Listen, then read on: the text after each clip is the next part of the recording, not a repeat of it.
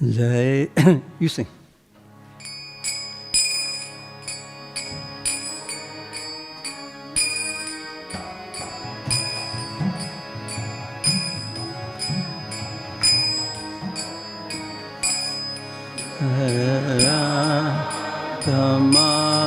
Tamalava Punjabi Hari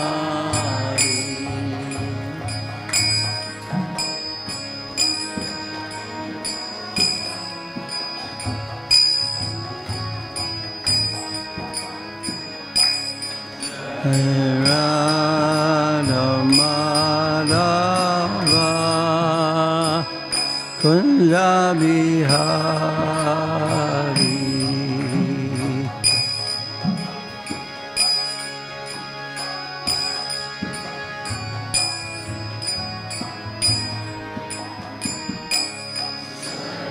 Gopi Janabalaba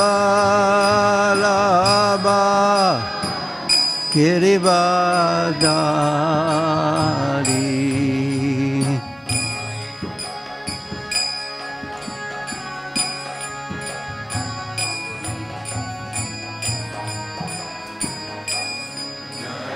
Gopi Janabalaba Girivadari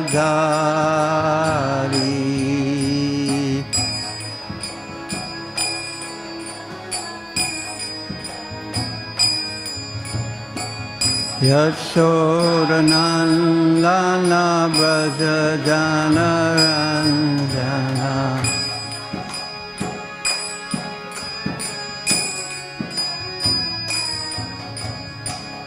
Yashodanandana Brajajana Ranjana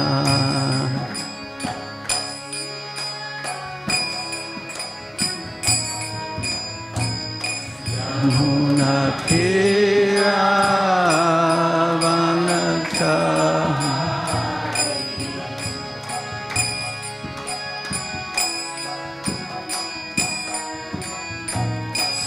Munatira Vanachari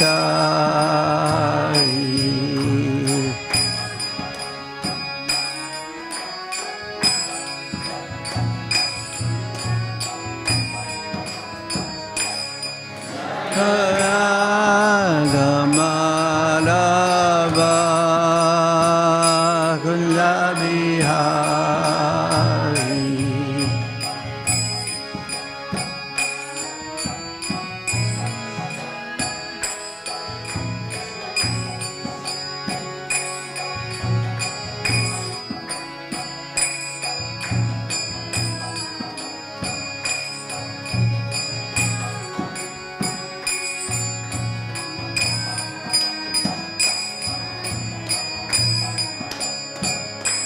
Hare Krishna, Hare Krishna, Krishna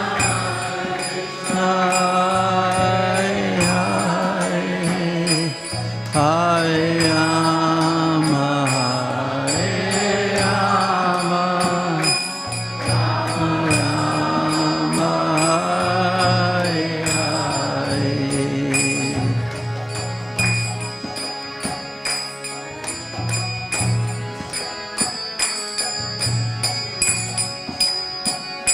Hare Krishna, Brahma.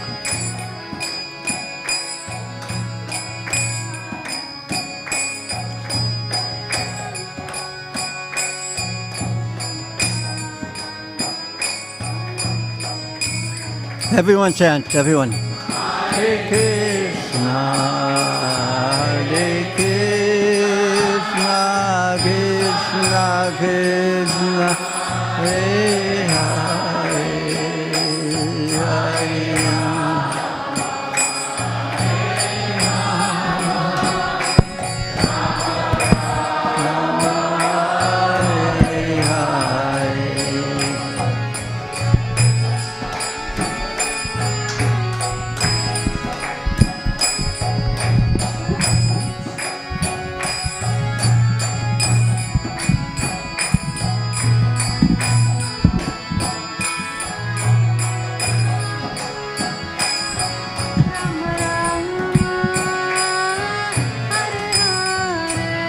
Everyone, Hare Krishna, Hare Krishna, Krishna Hare Hare, Hare Rama, Hare Rama, Hare Hare. Hare Krishna, Hare Krishna.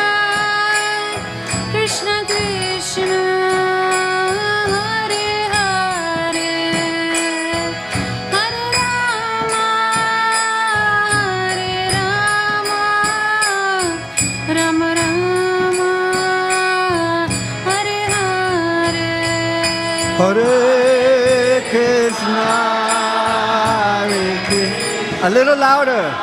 Krishna, Krishna, Hare Hare, Hare Rama, Hare Rama, Rama Rama, Hare Hare.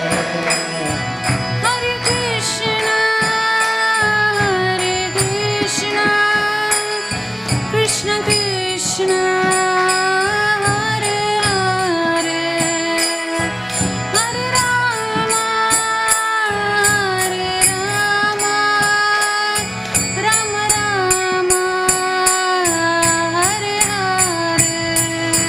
Hare Krishna, Hare Krishna, Krishna Krishna, Hare Hare, Hare Rama, Hare Rama, Rama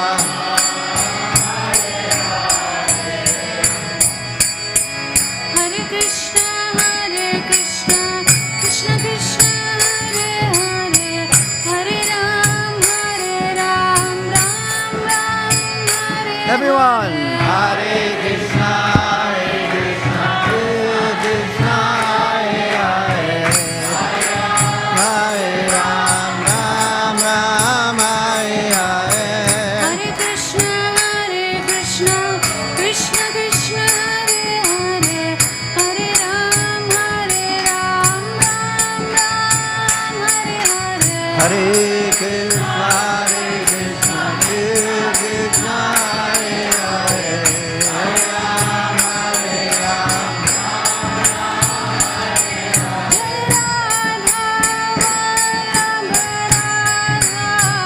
Vallabha Shri Radhe.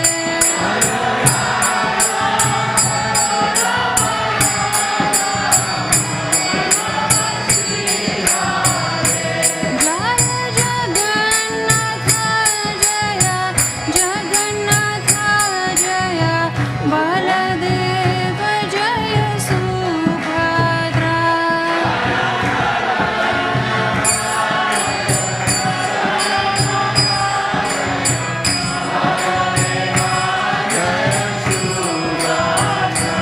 Jaya Gauranita Jaya, Gauranita Jaya, Gauranita Jaya, Gauranita.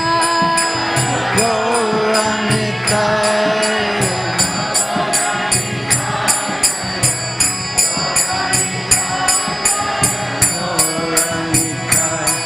Prabhupada, Prabhupada, Jaya Prabhupada. Jai Prabhupada, Prabhupada.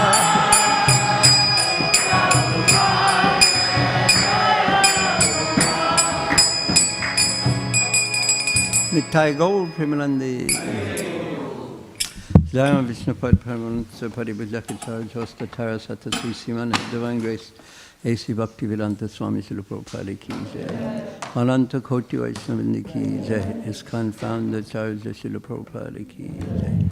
Prem Si Kosi Krishna Chaitanya Prabhu Nityananda Sri Advaita Gadadhar Shivasari Gaur Bhaktivedanta ki jai.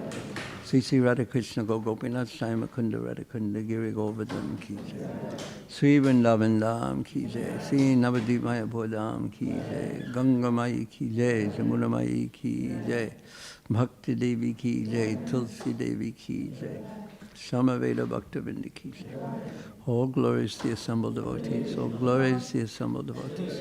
All glories to the assembled devotees. All glories to C.C. Guru and Gauranga Nitai Gaur Premanandi Hare. Nama Om Vishnu Padaya Krishna Prastaya Bhutale Śrīmati Bhaktivedanta Swami Talamane. Namaste Saraswati Devi Gauravani Pracharane. Nivasesha Sunyavadi Prashkati Desatarane. Just to check to make sure. What verse is on there, on the board? 6 and 6. Okay. So we'll begin at the beginning of the chapter, but first we'll say, Om Namo Bhagavate Vasudevaya. Om Namo Bhagavate Vasudevaya. Om Namo Bhagavate Vasudevaya. And I'll just read the English until 6. Srila Sukadeva Goswami said, after instructing Indra in this way, the Supreme Personality of Godhead, Hare, the cause of the cosmic manifestation, then and there disappeared from the presence of the onlooking demigods. Who knows what's going on at this part of the Bhagavatam, just before this? Raise your hand, please.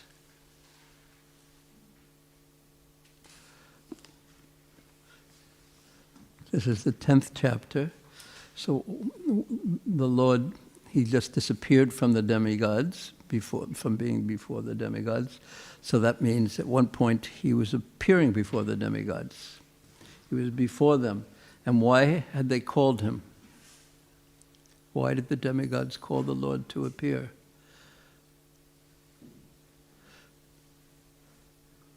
Yeah. They were greatly frightened. They were greatly frightened because Vitrashura means he who can cover the whole world, practically speaking. So Vitrashura, in the fighting between the Devatas, the demigods, and the Asuras, the demons, Vitrashura, although a great devotee, as we shall find out soon, was taking the side of the demons.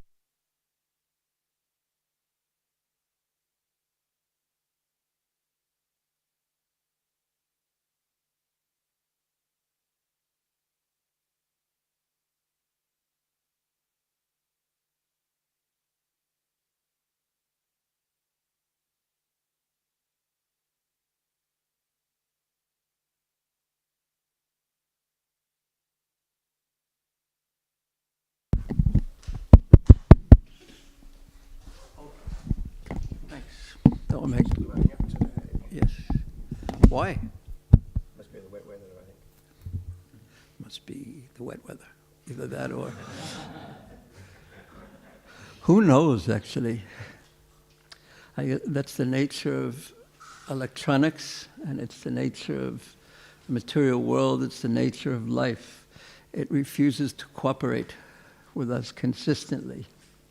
And just when we're expecting it to behave properly, it does the opposite. So at that time, those who are asuras, they take the microphone and they throw it to the ground and blame everyone in the room. And the devotees very calmly say, yes, it must be somehow Krishna's mercy.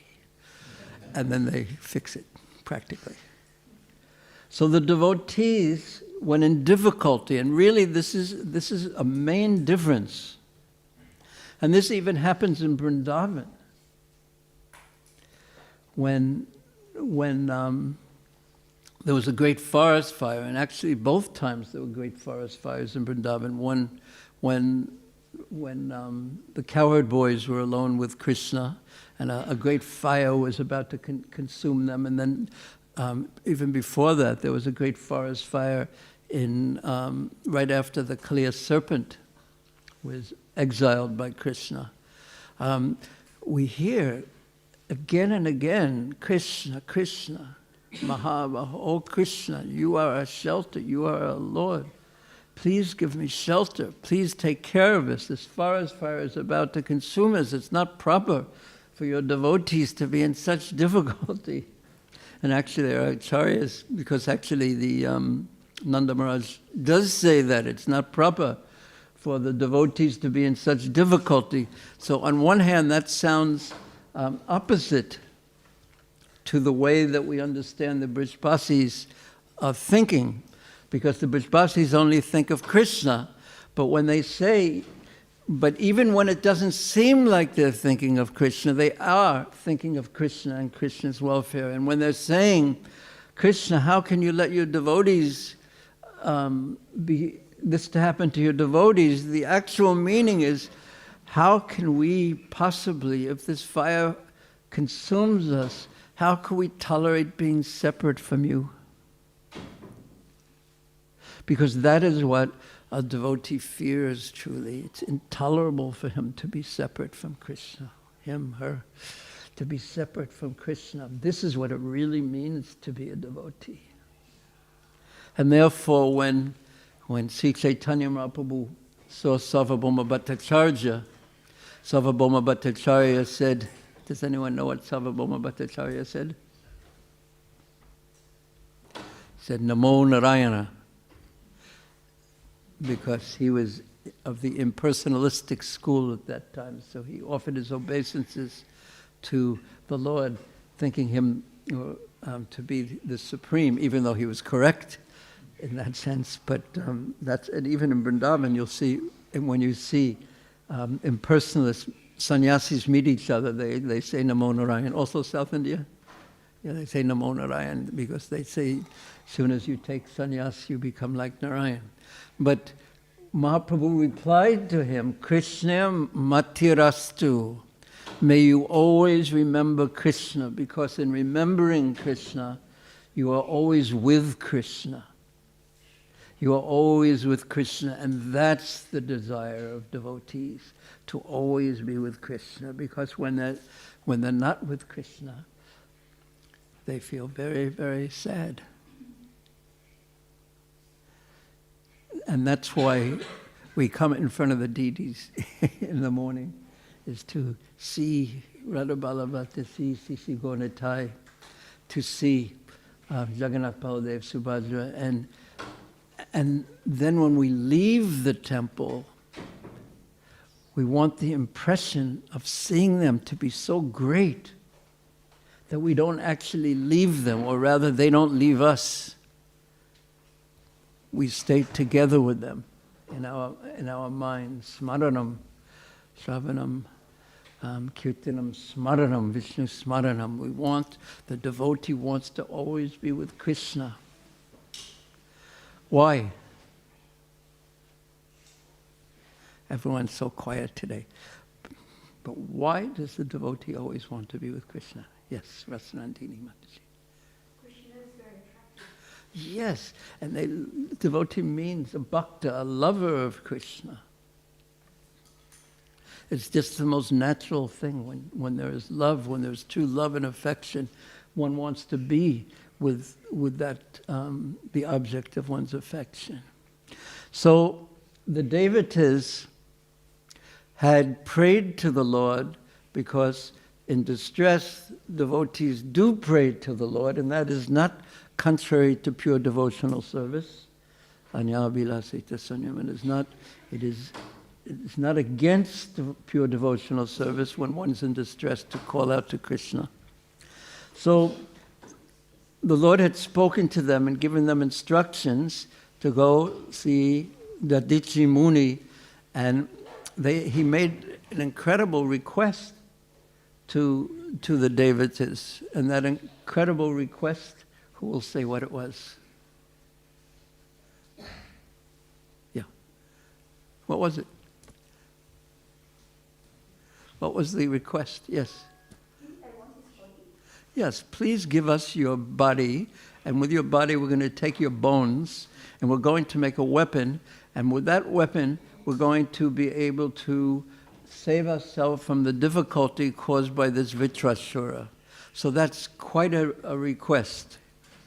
They're going to beg his bones, in other words, his body, in other words, his life.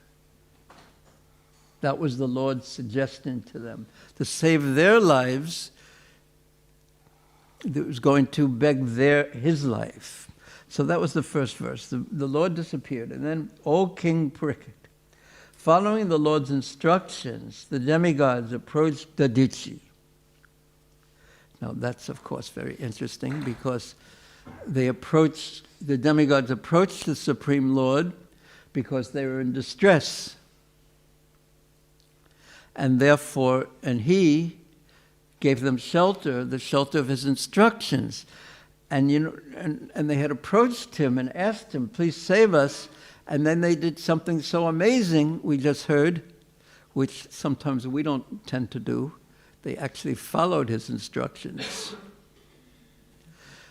That's a very important point, actually, that we pray and we take shelter of the deities, we take shelter of Prabhupada, and we ask for help, and then the advice is given, and sometimes we don't follow it, and then we wonder, why doesn't the difficulty go away? But the demigods, they were clearly frightened enough to do exactly what the Lord had told them to do. So, following the Lord's instructions, the demigods approached Dadichi, the son of Atarva. He was very liberal. Liberal means generous-hearted, because he was going to have to be very generous-hearted to be able to give the devatas what they were going to ask him for, his own life, his body. And when they begged him to give them his body, he at once partially agreed. He didn't say yes, but he didn't say no. However, just to hear religious instructions from them, he smiled and jokingly spoke as follows: "O elevated demigods, at the time of death, you're asking me for my body, but at the time of death, severe, unbearable pain takes away the consciousness of all living entities who have accepted material bodies. Don't you know about that pain? Do you know what you're asking me to do? You're asking me to undergo so much pain." And he calls them, he says, O demigods, and Prabhupada has it there. O elevated demigods, you are so exalted, you are devatas, but look what you're asking me to do. To save your lives, you're asking me to undergo so much pain. Is that, do you think that's appropriate?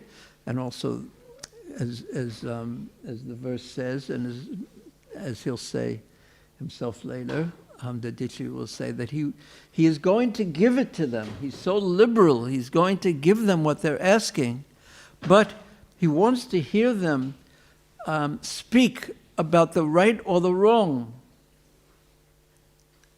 Whether it's right or wrong what they're asking, he's going to ask them to speak on religious principles. He wants to hear that from them.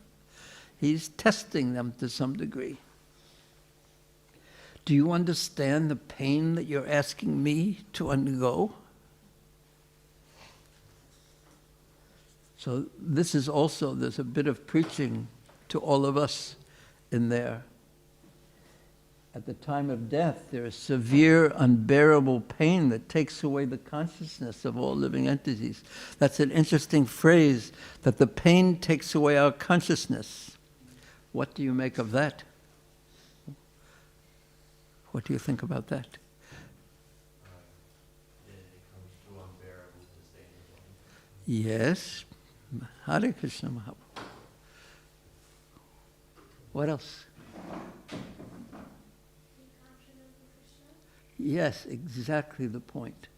Because when we have a plan, perhaps, we have a plan that, okay, I'm going to just live my life in a proper way, and then at the end of my life, I'll just remember Krishna, and then, chalo, back to Godhead.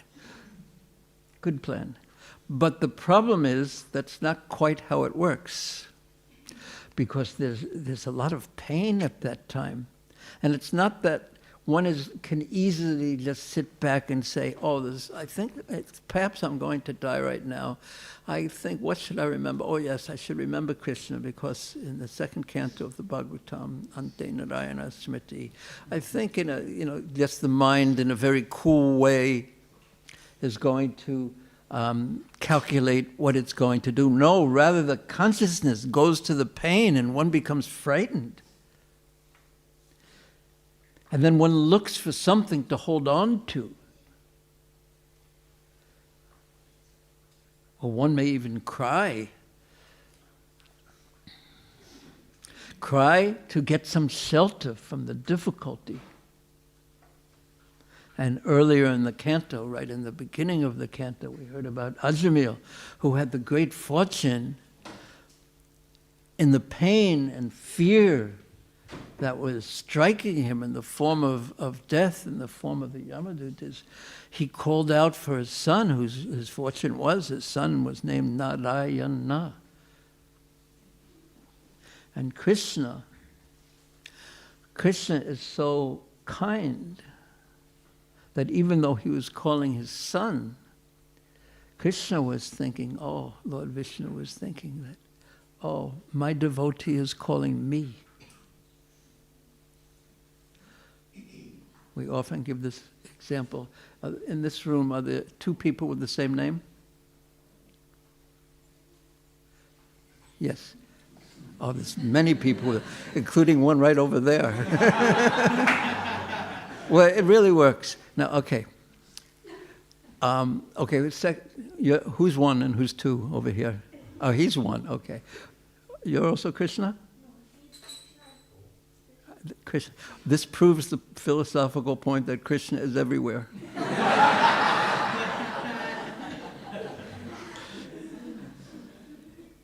Okay, now which Krishna am I going to call? I'm going to call your Krishna. What's your surname, family name? Shah. Krishna Shah. Okay, you're Krishna Shah. And you're Krishna Gupta. Okay. Krishna. I'm calling Krishna. Krishna. Now, did something in you, I was calling this Krishna, but something in you, did you feel it a little bit that, okay, thank you. I appreciate it. For a second I thought you were going to say no, and then I'd be in so much trouble. Well, that's how it works. So Ajamil wasn't calling out this Krishna, this Narayan. He was calling out his son Narayan, but Krishna heard it in the same way because that's the way it is, because that's Krishna's name. So therefore, generally devotees call their children by the names of the Supreme Lord, and sometimes they often call their children Krishna. Very often, it seems. How many are there in this community? 3 or 5? Huh? There's another. Okay. Everyone whose name is Krishna, raise your hand. Okay. Also, he's raising both hands. Yeah, there's another Krishna over there. Excuse me? That's very deep. What's your name? Huh? Arav. But what do you mean by 2 Krishnas and 1 Krishna?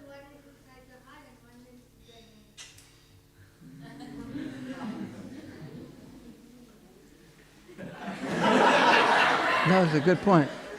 I like that.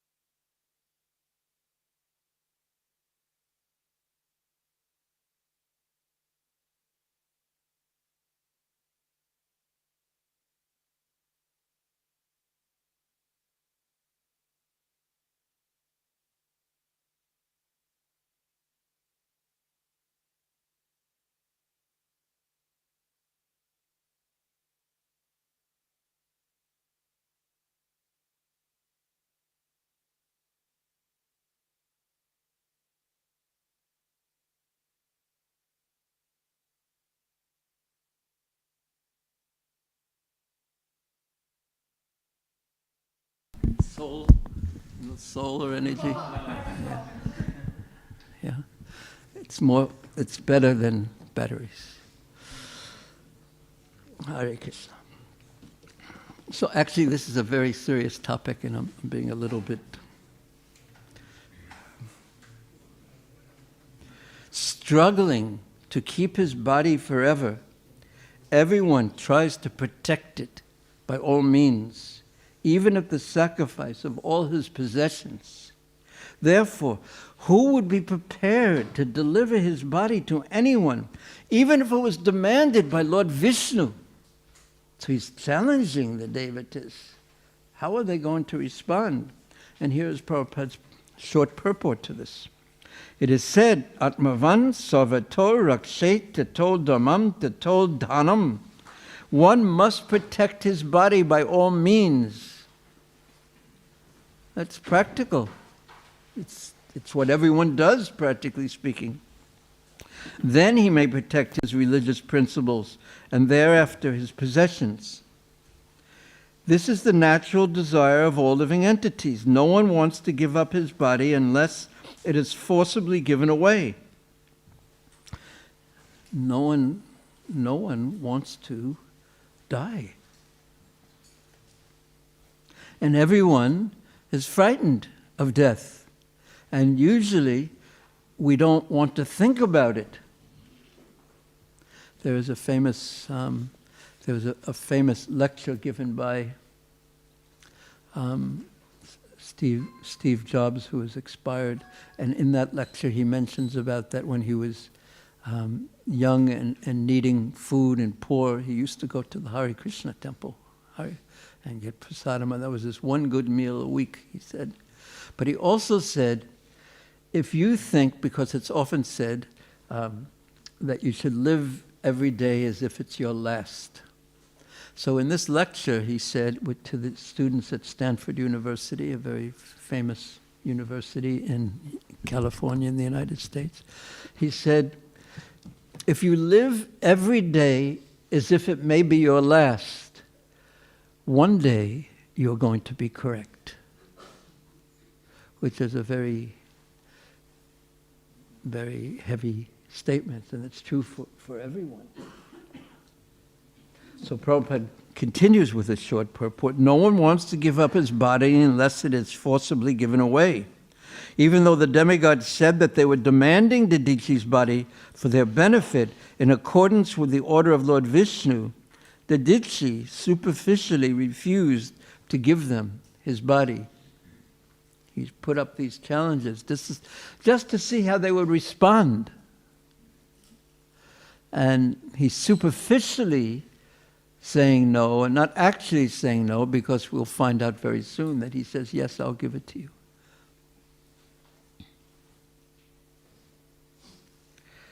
So the demigods replied to his challenge in this way. O exalted Brahmana, pious persons like you, so they're speaking very sweetly, like everyone does when they are asking another for a favor or for a donation.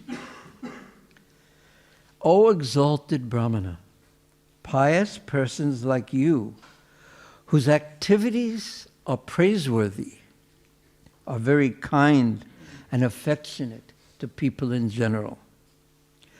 What can't such a pious soul give for the benefit of others?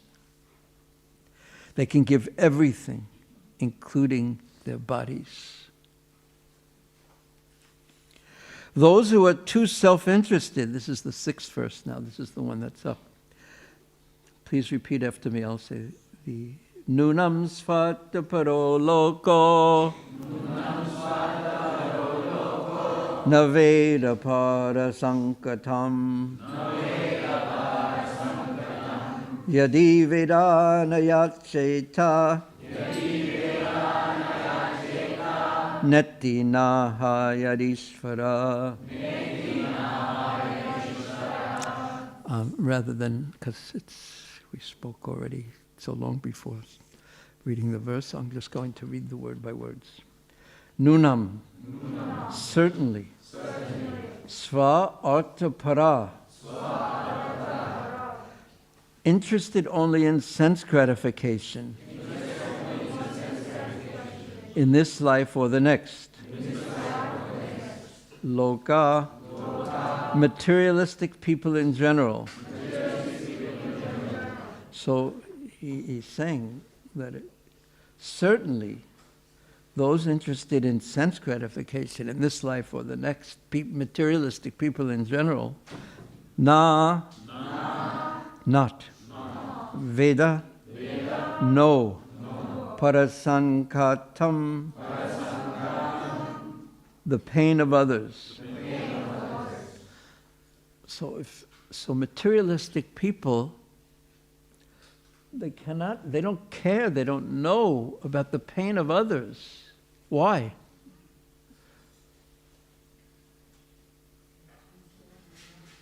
Yes, but please raise your hand. Yes. Yeah, just absorbed in the bubble of their own consciousness and just thinking about me, what's good for me.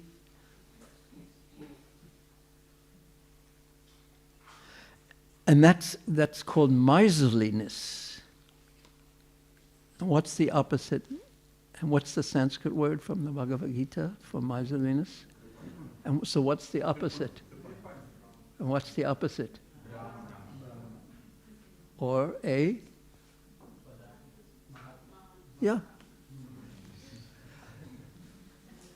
Very liberal, generous, giving. Materialistic people, selfish. And Brahmanas are giving. And especially what do Brahmanas, what are they supposed to give? They're supposed to give knowledge. And that's considered the greatest wealth. And that's what Prabhupada wanted from the devotees to be.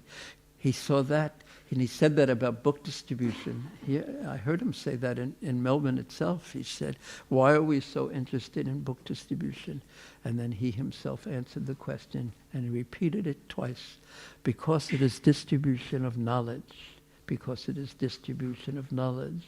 And what's the opposite of knowledge? I didn't point to you. I pointed to the little one.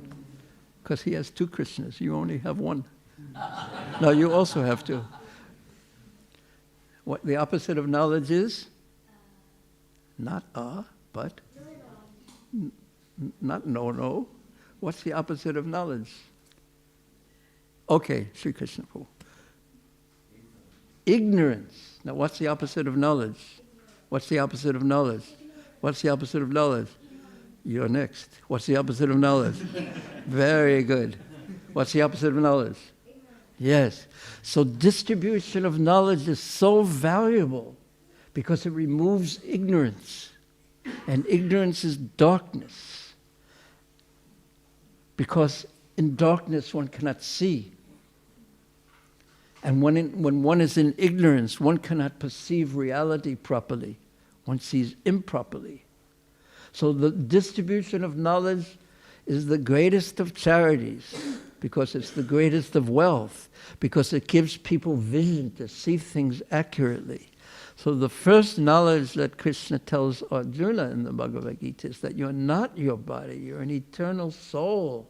You're eternal. Now, if we accepted this principle,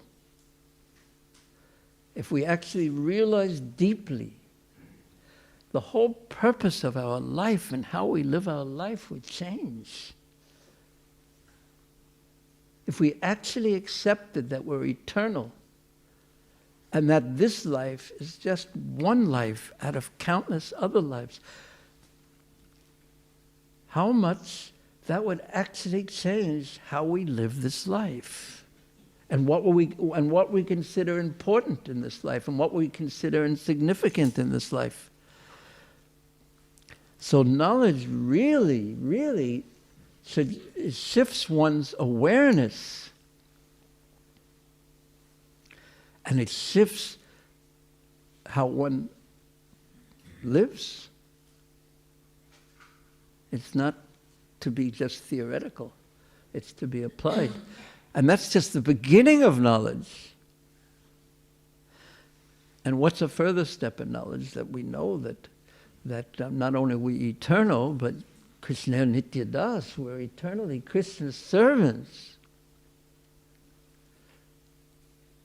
So that would shift how we live our life and how we focus our life and how we live the parts of our life that, as long as we have a material body and we're in a particular material situation, they're unavoidable, the eating, the sleeping, the family things, and the earning of livelihood.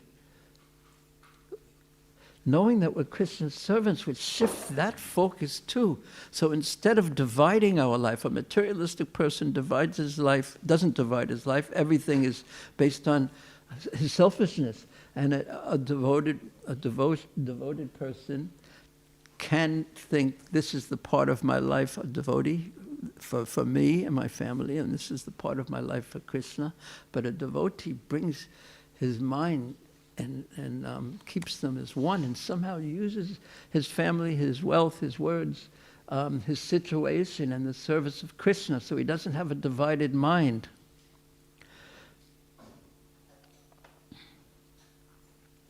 So very, very wonderful. And then, even higher than that type of knowledge is knowledge of the incredible attractiveness of being a servant of Krishna in Goloka Vrindavan. Being connected to Krishna, his beauty, his sweetness, his incredible pastimes that are so appealing.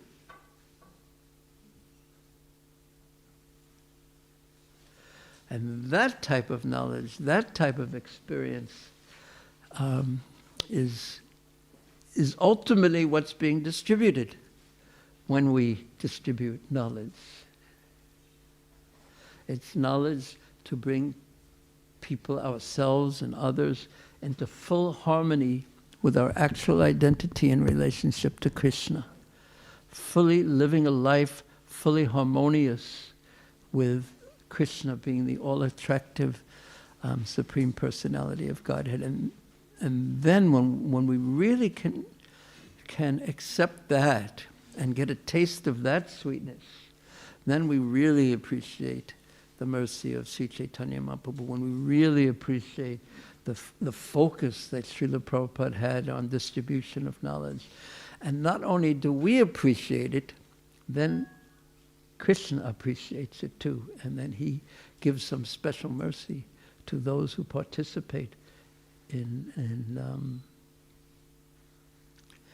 distributing knowledge.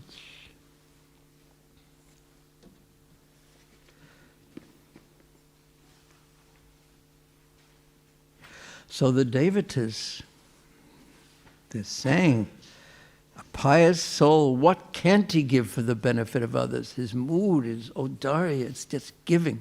He cares more for others than even for his own happiness. And that, in fact, quite ironically, gives him the most happiness. And given the most respect in the world too, because everyone respects those who are charitable, even on the materialistic level. So they're speaking truth too.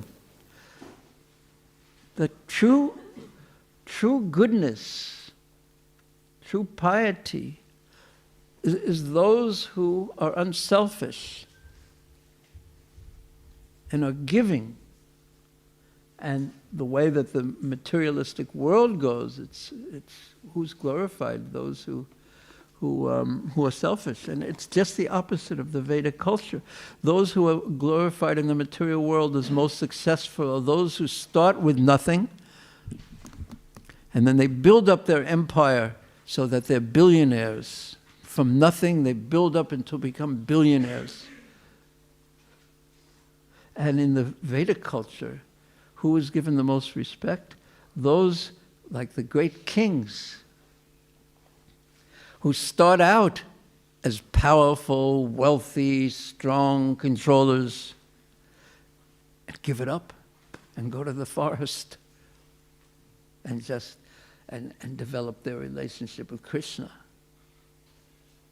So a very, very different focus in the cultures. So now, in the 6th verse again, those who are too self-interested beg something from others, not knowing of others' pain. You are begging for my body, not understanding how much pain it's going to give me. But if the beggar knew the difficulty of the giver, he would not ask for anything. Similarly, he who is able to give charity does not know the beggar's difficulty, for otherwise he would not refuse to give the beggar anything he might want as charity. So they're taking both sides here as to counter what the Dichi has said, both the side of the beggar and the one who is giving in charity. And here's Prabhupada's purport, and it's going to end. It's not a long purport, but it's an important one. Please listen carefully. This verse describes two people, one who gives charity and one who begs for it. A beggar should not ask charity from a person who is in difficulty. Similarly, one who is able to give charity should not deny a beggar. These are the moral instructions of Shastra. Chanakya Pandit says, San nimitte varam tyago vinase niyate sita. Everything within this material world will be destroyed, and therefore one should use everything for good purposes. So what did that mean? Yes. Were you answering? Yeah. Yes.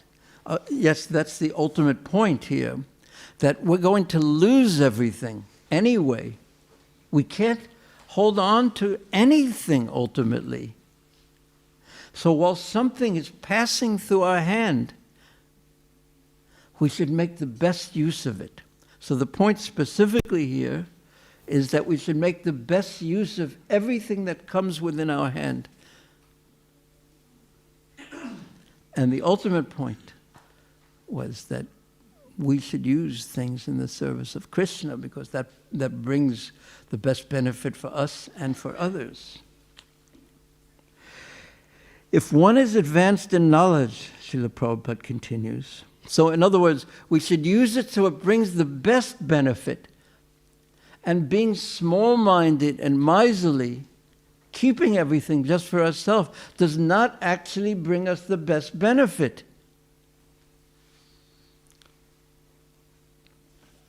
If one is advanced in knowledge, he must always be prepared to sacrifice anything for a better cause.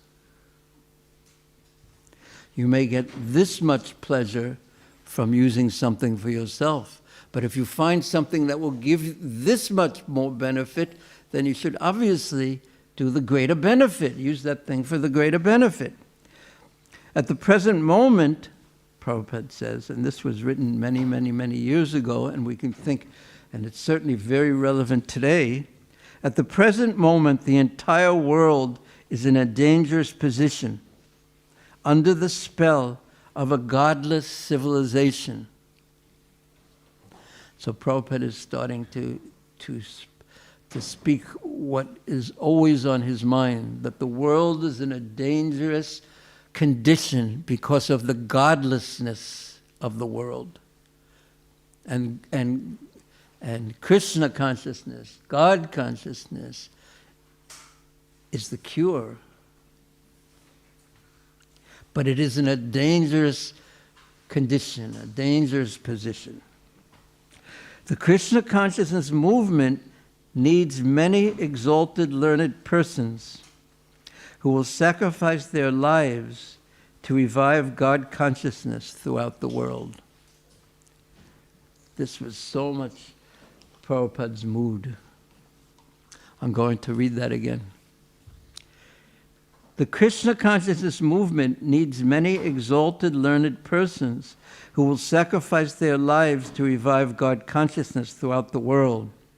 We therefore invite all men and women advanced in knowledge to join the Krishna consciousness movement and sacrifice their lives for the great cause of reviving the God consciousness of human society.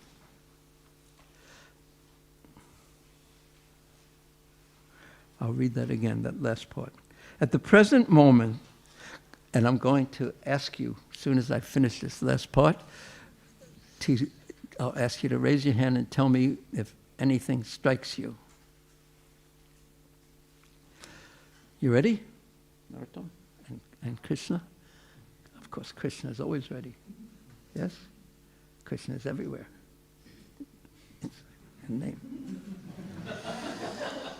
Okay. At the present moment, the entire world is in a dangerous position under the spell of a godless civilization. The Krishna consciousness movement needs many exalted, learned persons who will sacrifice their lives to revive God consciousness throughout the world. We therefore invite all men and women advanced in knowledge to join the Krishna consciousness movement and sacrifice their lives for the greater cause of reviving the God consciousness of human society. Did anything strike you? Raise your hand. Yes. The part that the earth is in dangerous position. Yeah. So do you think that the earth is the world is in a dangerous position now? Yeah. Thank you. Anyone else? Yes. The world is under spell without God consciousness. Yes. What does it mean when Prabhupada uses the term under a spell? What does that mean? That's a very interesting phrase. What does that mean? What do you think? What does it mean to be under the spell? Huh? Yeah, we've been sort of like hypnotized. And what are people thinking? People are thinking that we're making so much progress and everything is really good, and if the science is going to save our lives, and if I have an iPhone 14, is it 14? Are we up to 14 or is it still on 13? No one will admit that they know. Do you have your iPhone 14 yet? I don't even know what it is. You're well educated. But this is a hypnotism that we think it's the hypnotism of distraction, basically. We're distracted by one thing after the next, after the next, after the next, after the next, after the next. And then one day, it's going to be our last day. And we're going to be very surprised. Distracted, distracted, distracted. And this is actually the goal of modern civilization, basically, to distract everyone. Are you going? I guess when we get what are they called again? Meta universes. We'll open up a temple there eventually, I assume. But just distraction, virtual realities where you get lost in an illusion and get distracted continuously. Because life, an undistracted life, then people have to confront the fact that they're getting older and the miseries that they experience. Under a spell, yes, thank you. Just hypnotized.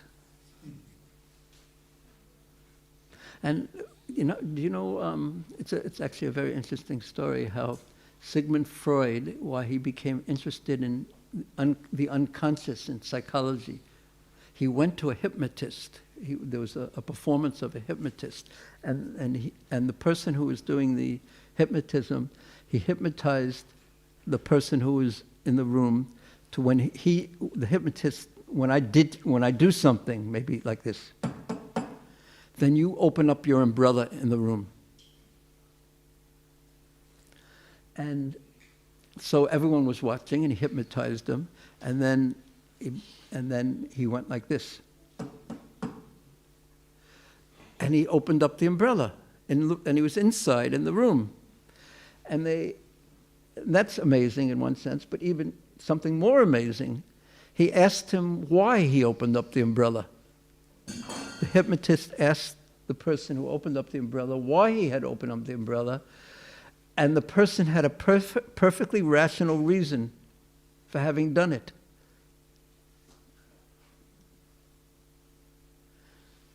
And which had nothing to do with the real reason he had done it. The real reason is because he had been hypnotized. That's good that none of you opened up your umbrellas when I did that. But that is so amazing. He had a perfectly rational reason, and he was completely convinced that was the reason why he had done it. So Sigmund Freud understood that there's so much going on beneath our consciousness, and we give reasons for everything that we do, but the reasons we give for what we do isn't really why we're doing what we're doing. And most of the reason why we're doing what we're doing is because we're overwhelmed by materialistic reality, and we feel abandoned in this world, and we want to distract ourselves, because it's very frightening to confront certain elements of the material world that we're going to die and everyone we love is going to die. These aren't the kind of classes I like to give when there's young children, because they have to live their life with strength and everything like that, and then later when they're older they can understand the nature of. But anyway, it's good that they don't pay any attention anyway.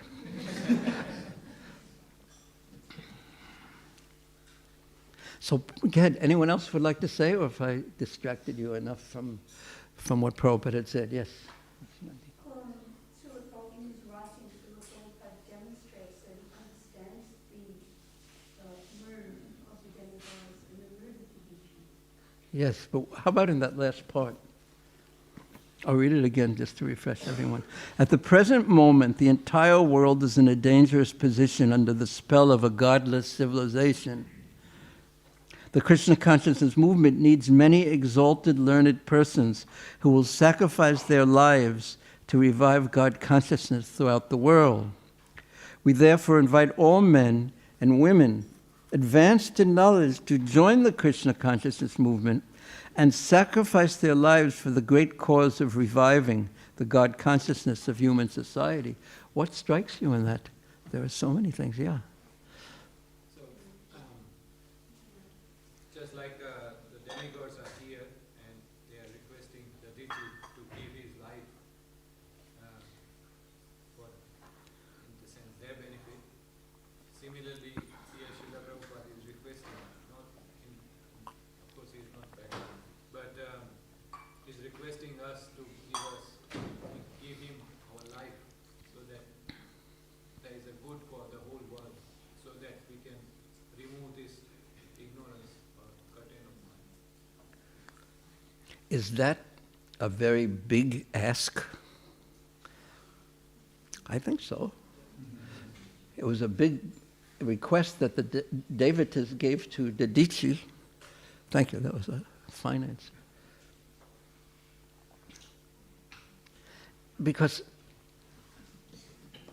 I found it so, we invite all men and women, everyone, to come, to join advanced in knowledge, who really know reality as it is, to join the Krishna consciousness movement. And when you join the Krishna consciousness movement, what are you going to be asked to do? It's not just eat gulab jamans, it's to sacrifice their lives Huh? We have to spread as widely as possible. Yes, but it's a sacrifice. That's the point I would like to make at this point. It's a sacrifice, a giving of something that you could use. Boys, sit properly now.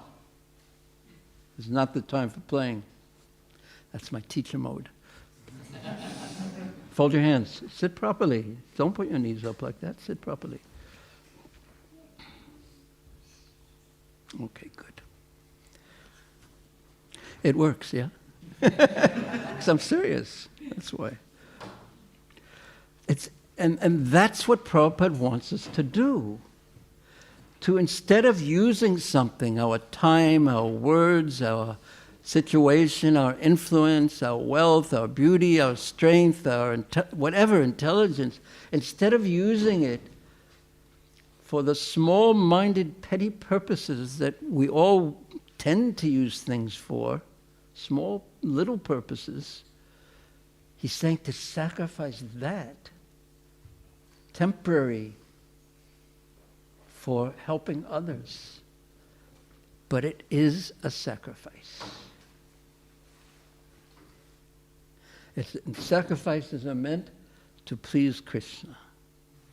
And if Krishna is pleased, the fact is you don't lose. Because why are people using their life, their time, their money that were being asked to sacrifice?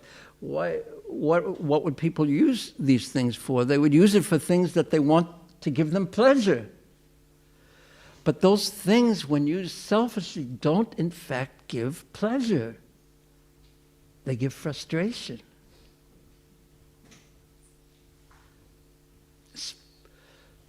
They must frustrate. Just like you may be dreaming you're going to live forever. You may be in a virtual reality that you're the star of the show and everything that you do is so important and so wonderful. But then one day reality, because reality always wins over illusion, 100% of the time. Reality always triumphs over illusion, 100% of the time. So being under the spell of illusion, it really is no answer to the problem. So Prabhupada had the very, you could almost say, very difficult task of waking people up from the illusion that people don't want to be awakened from.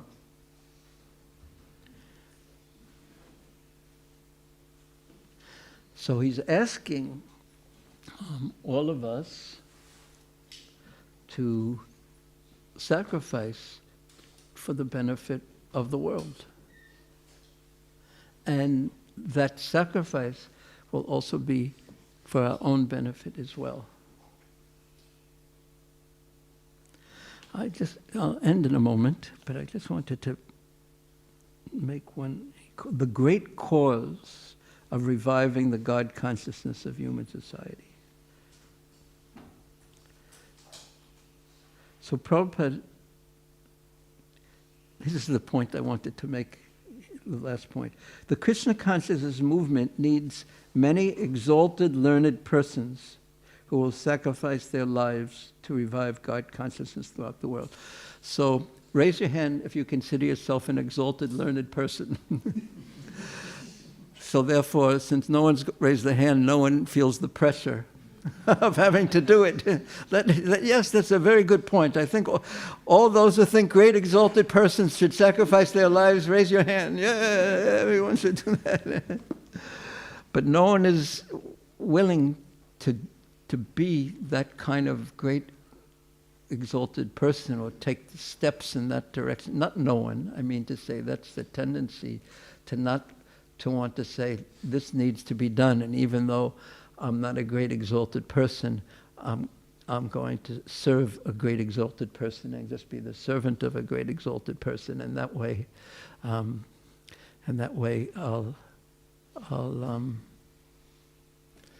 it will work.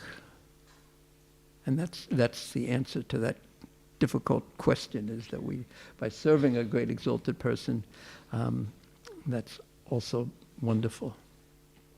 And Prabhupada used to say that, and I heard him say that in Melbourne too, that he said, I remember one time we were sitting, I can't remember exactly where, but he was talking to the devotees, you're so full of compassion that you're distributing this knowledge, and I don't know what those other souls were thinking, but I was thinking, compassion?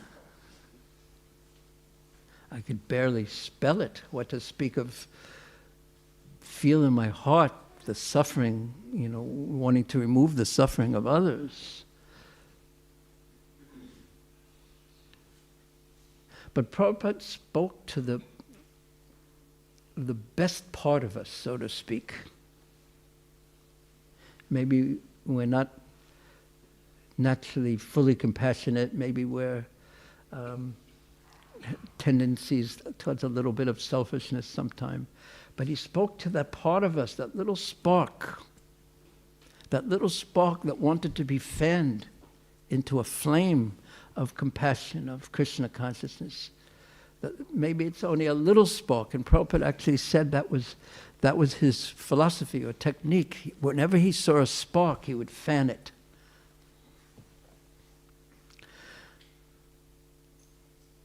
So anyway, that struck me. It needs many exalted, learned persons who will sacrifice their lives. And if we can't sacrifice our lives fully, we should do something. We should see the need, and we should do the best we can to assist Prabhupada and Sri Chaitanya Mahaprabhu in this great mission to try our best to save some people, some souls from the very dangerous position the world is in.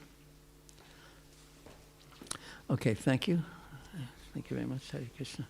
It's a real fired up preaching class, but this is what the purport said. Anyone have any questions or comments?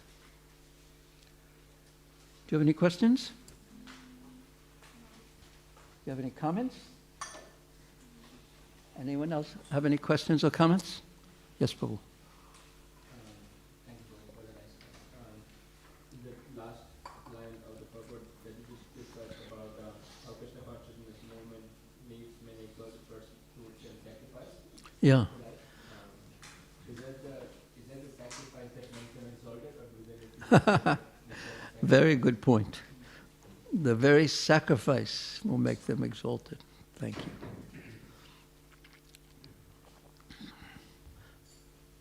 By becoming a servant of the exalted, we become exalted. And we will become learned persons, because exalted and learned go together. Yes? Because learned means you understand reality properly, and that means you have exalted consciousness. Very nice point. Thank you, Pooh. because if it requires that one has to be exalted and learned, like we would like to sacrifice our life for God consciousness, but we are not so learned or exalted at the moment. So then, is there any other qualification required? Yeah, follow the learned and exalted, and be submissive to them as a capacity, and try to be instrumental to their vision. I remember reading in Yamuna Mataji's book about her relationship with Prabhupada, which was quite amazing. Right in the beginning, just wait one moment, a minute. Okay? Okay? Saying that she, at some point early in her devotional, quote, career, when she met Prabhupada, she decided to try to see things the way Prabhupada saw things. Because Prabhupada is sometimes so strong and so cutting, and this is nonsense, and this is useless, and demons, and all that. And And rascals, of course. Eventually we have to use one of Prabhupada's favorite words.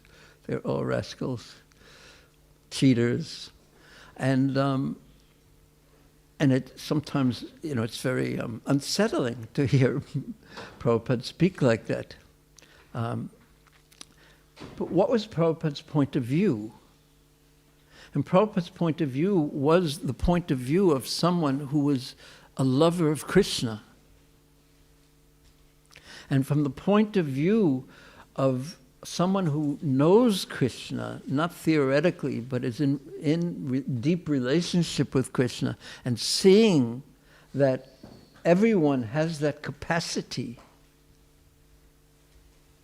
and is ignoring that capacity either actively or out of ignorance, then the people are rascals and foolish and demons and etc. and misleading others, andar, yatandar, upaniyamanas. So when a person has vision, true vision of reality, and we try to assist that person, even though we may not have that vision, then we begin to see from their eyes, through their eyes, and in that way we begin to see accurately. And even I'm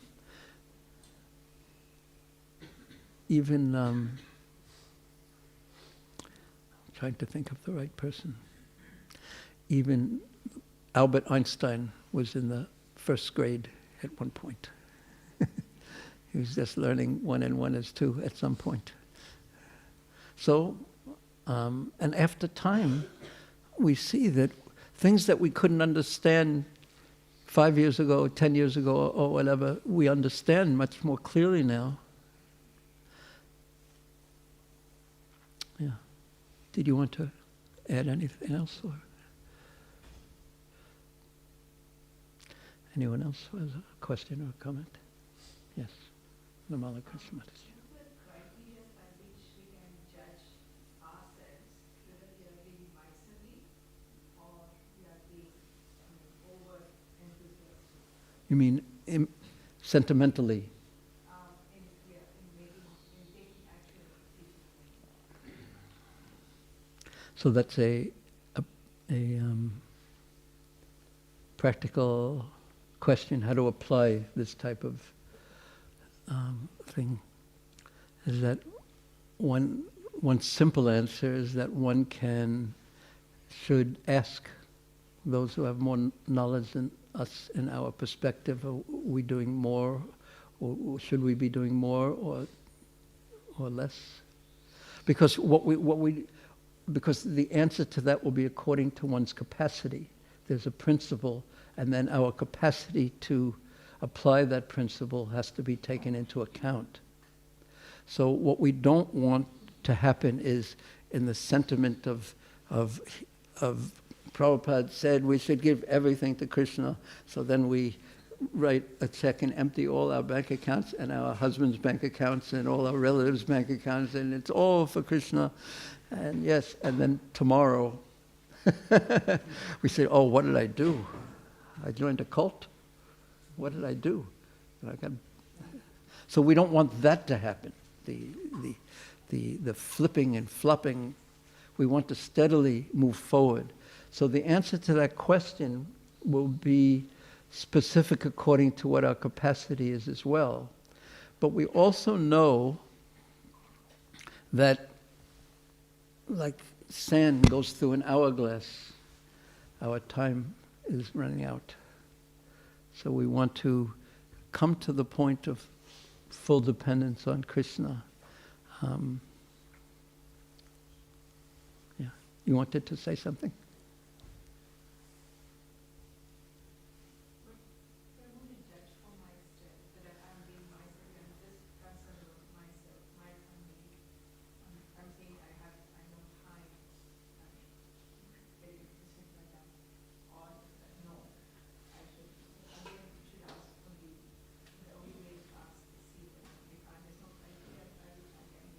Even if you know, and even if you're right, it is the nature of a sadhu. Mahaprabhu tells Sanatana Goswami to inquire from others to confirm. It's not that you can't know, because life is a balancing act, and it's not and we have to balance so many different things, from not only our wealth, but our health and our family's needs, so one point on that is how to bring everything in alignment with service of Krishna, so that there's not this part is mine and this part is for Krishna. That's one point in it.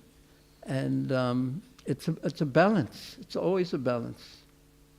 And as I often say, like riding a bicycle, you want to make the needs of the moment. When your health is bad, you have to put more time into your health. And when so therefore, there's principles of medicine, but then one goes to a doctor. And if they're not homeopathic doctors, if they're Ayurvedic doctors, they, instead of asking you so many questions that you can't find the answers to, they just take your pulse, and then they understand your situation, and then they can apply the principles to the individual, which is the same point that homeopathic. Everyone is starting to leave. Do you have to go to school now? No, you're homeschooled? Okay. Are you facing the wrong way, young man? I think your mind is already left. And it's a good time to stop then, before everyone else is in the same category, too polite to leave, but their minds are already wondering what time prasadam is. Okay, thank you so much.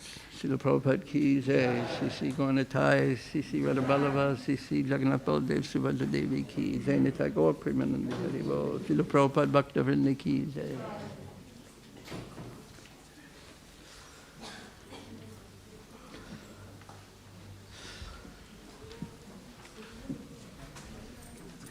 If it's a real easy one. We're talking about sacrifice. Sacrifice is not a pleasurable experience. And the soul, Satchit Ananda, soul is pleasure seeking, and sacrifice is not pleasure seeking experience.